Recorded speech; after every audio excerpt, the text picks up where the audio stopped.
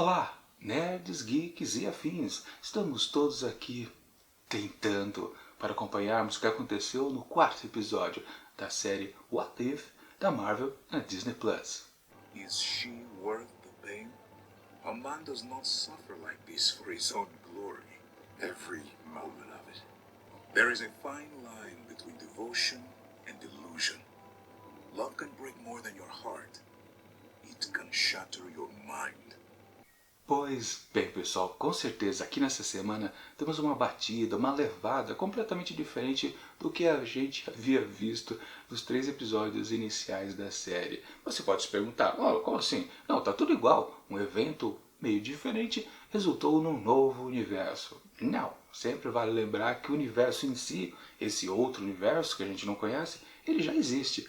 Acontece sim uma coisa diferente, mas pelo universo já ter sido diferenciado pela sua própria existência, não é um evento diferente que faz surgir um novo universo. Se bem claro que pode existir realmente só um pequeno evento que faz com que as coisas mudem. Na verdade, até esse episódio toca nesse ponto, que é exatamente o ponto crítico, é assim que eles chamam, né? Ou é ponto absoluto, não lembro agora, mas não importa. O conceito é o que vale, ou seja, determinadas coisas que acontecem num certo universo não podem ser alteradas, porque se você altera, você simplesmente acaba com o universo.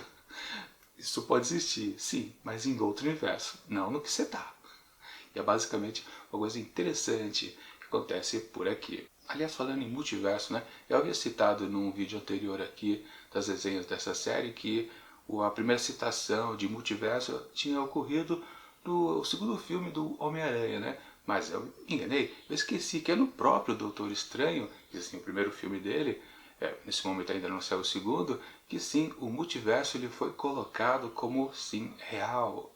É interessante dizer que é real, né? Porque justamente o conceito do multiverso é mexer um pouquinho com a irrealidade. E, literalmente, né, se o que é real no universo não é num outro. Mas enfim, o conceito inicial aqui de partida, né? Sim, a dor de Steve Strange, que perde não as mãos, mas o seu coração. Claro, o coração aqui, metaforicamente falando, na verdade ele perde a sua amada. Sim, Christine. Pois é, algo bastante interessante. Aliás, se você for ver novamente o primeiro filme do Doutor Estranho, tem uma passagem muito interessante que é justamente quando os dois brigam. O Steve Strange e também a Christine, eles rompem, né, perdem lá o seu relacionamento, que no filme parece que ele está começando, e aqui na série parece que talvez, não, aqui também, né, eles estão flertando também. Aliás, o próprio Doutor Estranho fala isso para sua amada, né, que a gente mal namorou e você já quer meio que, né, falar muito aqui na minha cabeça, tentar dizer o que eu devo fazer da vida, enfim. E na verdade, a pior coisa que tem nessa cena do rompimento deles, ele jogar na cara, né, o que ele pode querer da vida, né? Naquele situação que ele estava, né, sem mais a sua grande profissão, né? Orgulho total dele, né? Ela vai substituir, ou seja, a força do amor vai substituir toda aquela dor por ela. Ele ainda pode viver, entre aspas, em paz, valer a pena viver por causa dela, por causa do amor que ele sente por ela. Uma cena bastante interessante. Digamos que talvez esse episódio aqui meio que mexa com isso, porque sim, ele pode viver somente para ela, por ela, né? E fazer de tudo para que ela continue viva. A premissa básica então aqui desse episódio, que aliás começa já rapidamente, né? Já apresentando essa deixa que ela morre então lá naquele acidente de carro. Como eu disse, né? Não é porque ela morre que esse universo é criado. Não, já existia um universo bem definido antes, porque literalmente no universo que a gente conhece, ela não está dentro do carro. Essa é a questão, né? Enfim, o que vale? Ela morre e ele tenta fazer com que ela viva novamente, simplesmente se valendo lá do olho de Agamotto para reverter o tempo e fazer aquela, digamos, aquele ponto, né, onde acontece o acidente não ocorra. Só que, de qualquer forma, o acidente de carro acontece mais uma vez. E pior, né, depois quando ele tenta mais e mais vezes, ele descobre que o problema não é o acidente do carro em si. O problema é que ela morre de qualquer jeito. Se ele não vai pegá-la, ela morre, por exemplo, no incêndio no prédio. Se ela dirige o carro, o acidente acontece do mesmo jeito, ou seja, não importa. O fato é que ela precisa morrer ali, exatamente naquele ponto crítico do universo. Mas por que isso? Bom, a anciã diz isso claramente. Se ela não morre, você não precisa querer revivê-la. E por causa disso, você vai atrás das artes místicas, ou seja, aí você se torna, sim, o Mago Supremo. Essa é a pegada. Por isso que ela não pode deixar de morrer, porque se ela vive, ele não sente a dor da perda e não vai atrás do conserto. Literalmente, um ponto crítico, realmente. Ela não pode deixar de não morrer, né? Senão ele simplesmente não nasce. Simplesmente o Mago Supremo não existirá neste universo. Se isso não acontece, o universo deixa de existir. Basicamente é porque é ele, o Steve Strange, não exatamente ela que precisa morrer, mas ele que precisa existir. O Doutor Estranho precisa existir nesse universo. Esse é o ponto básico, né? A gente pode até confundir também, né, qual é o ponto crítico, né? Parece que é a morte em si dela, não, mas é a existência, a criação do Mago Supremo. Isso sim que é importante. Mas ok, né? Então a premissa básica aqui do episódio converge que ele tenta de toda forma fazer com que ela viva novamente e não consegue. Até que ele se dá conta que ele precisa ficar mais poderoso ainda. E a anciã então interfere e fala para ele exatamente o que precisa. Ela precisa estar morta para ele poder existir. Só que ele não aceita. E claro, ela tenta evitar com que ele faça essa grande besteira. Aparentemente, né, ele consegue resistir ao ataque da anciã e beleza, ele parte então para o seu plano B, exatamente ir atrás de mais conhecimento. Ele vai lá, então, atrás daquela grande biblioteca lá do Cagrioto, né? Pois é, e lá ele adquire sim todo o conhecimento que precisa e acaba descobrindo que sim, ele precisa, para ser poderoso, né, consumir várias criaturas místicas antes de enfrentar aquela Hydra, literalmente, que a gente já havia visto lá no primeiro episódio da série, né? Pois é, quando o Caveira Vermelha abriu o portal dimensional lá, aquela Hydra lá apareceu lá, tanto que a Peggy Carter empurrou de volta para dentro do portal, né? Enfim, o que é até interessante, né? Os episódios se conectarem dessa forma. Bom, ele consegue então se transformar naquele grande ser completamente poderoso, né, que consumiu várias e várias entidades também poderosas. Ou seja, ele fica uma monstruosidade, literalmente, e vai assim partir para o grande ato de tentar conquistar a sua amada de volta. Só que, né, o amigão lá que era o bibliotecário, né, acaba, né, meio que falando algo que não devia, né? Ele revela que na verdade existe um outro Steve Strange ali dentro daquele universo. E aí é um conceito também interessante, né, de poder existir dois iguais dentro do mesmo universo. Quer dizer, a gente já viu isso completamente, né, na série Loki.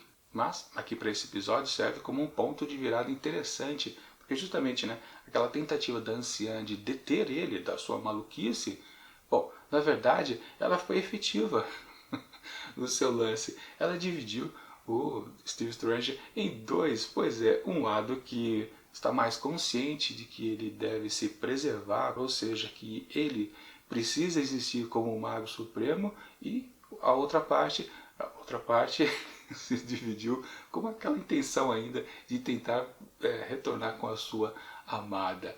O que foi bastante interessante. Eu nunca pensei que pudesse acontecer isso dentro do episódio. Eu pensei que ia ser repetitivo, ele ia tentar. Eu não pensei que ele ia lutar contra ele mesmo, o que tornou o episódio mais interessante ainda. E a batalha dos dois, sensacional também. Mas é aquelas, né? Como o sujeito do mal ele já estava super poderoso, de uma maneira ou de outra ele ia acabar vencendo. E foi o que aconteceu. E ele tenta então trazer a Christine de volta e não dá certo, porque a gente já havia visto antes, né, que justamente, né, o outro, o bom, digamos assim, Doutor Estranho percebeu que algo havia de errado justamente quando um dia ele notou que o seu universo estava literalmente se evaporando, ou se dissolvendo, né, naquela meleca lá, né?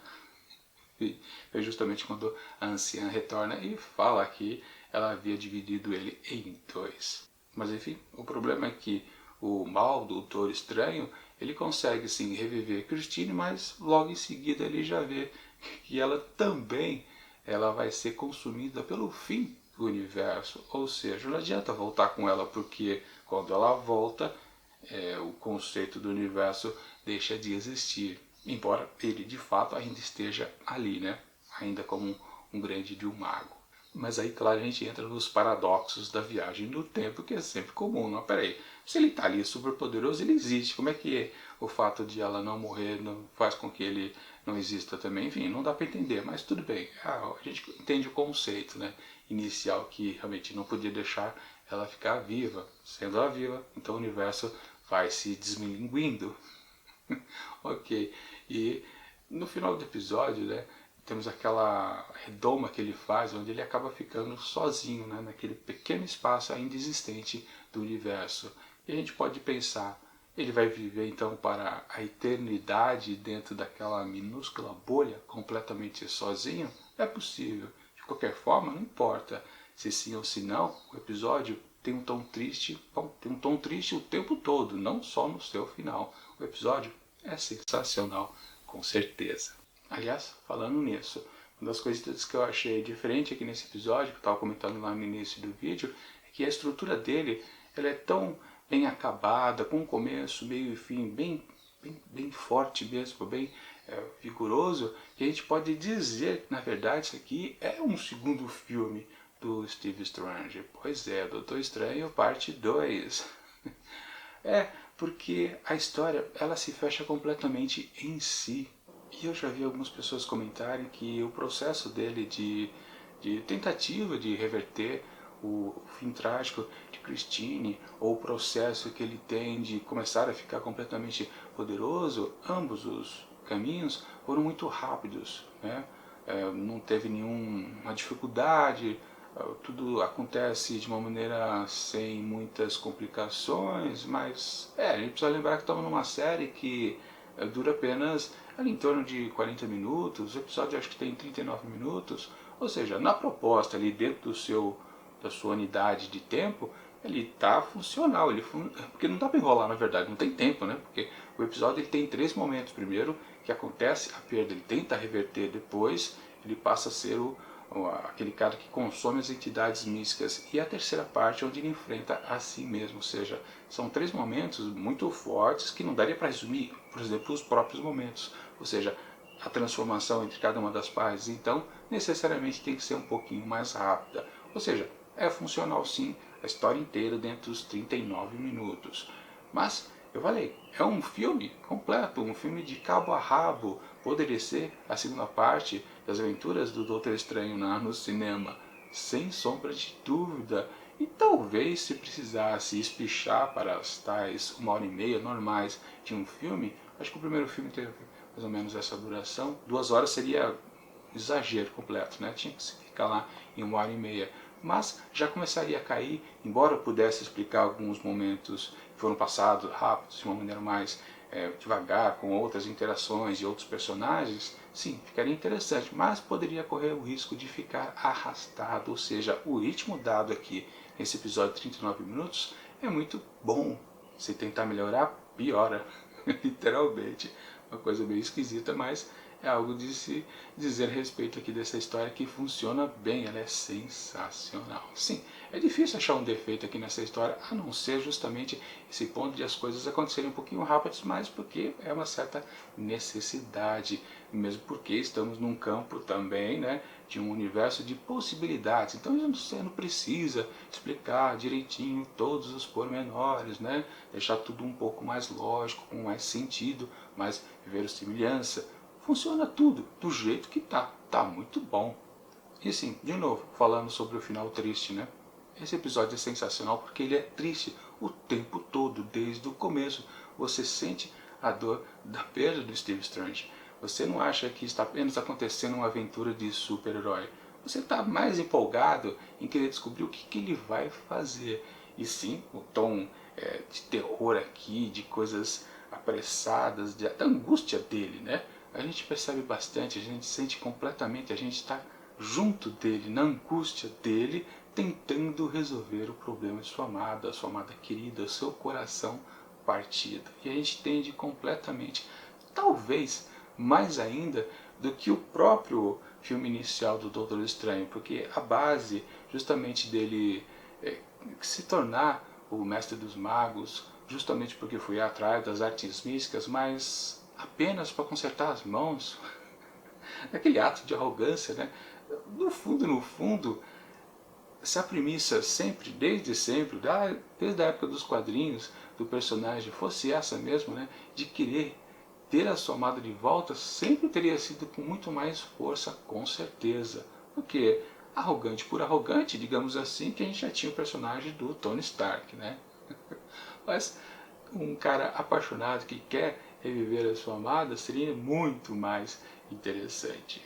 Digamos que esse mote serviria até para futuras paixões do próprio personagem, né? Aquela sensação tipo, não, vou perder, né? Se eu tentar, pode ser que o universo queira conspirar comigo. Talvez eu nunca possa amar alguém, porque senão nunca vou ser o Mago Supremo. Seria uma premissa interessante. Ou seja, se possível, o segundo filme do Doutor Estranho poderia ser, na verdade, até o primeiro. Seria, sim, uma abertura para o personagem, sem dúvida alguma. Enfim, esse episódio para mim é sensacional e acho difícil alguém realmente dizer que não, ele é fraco, ele é sem sal. Não, ele tem bastante emoção, a gente vibra com tudo que acontece por aqui, sente tensão nos momentos, né, pavorosos daquelas criaturas místicas. Ele é funcional, tem umas brincadeirinhas aqui e acolá, é perfeito. Portanto, para esse quarto episódio aqui de What If, sim, eu considero ele sensacional e fácil digo que ele vale 5 asteriscos. Agora eu fico curioso, vão conseguir superar esse daqui? Porque realmente ele vale como um filme do cinema. É isso.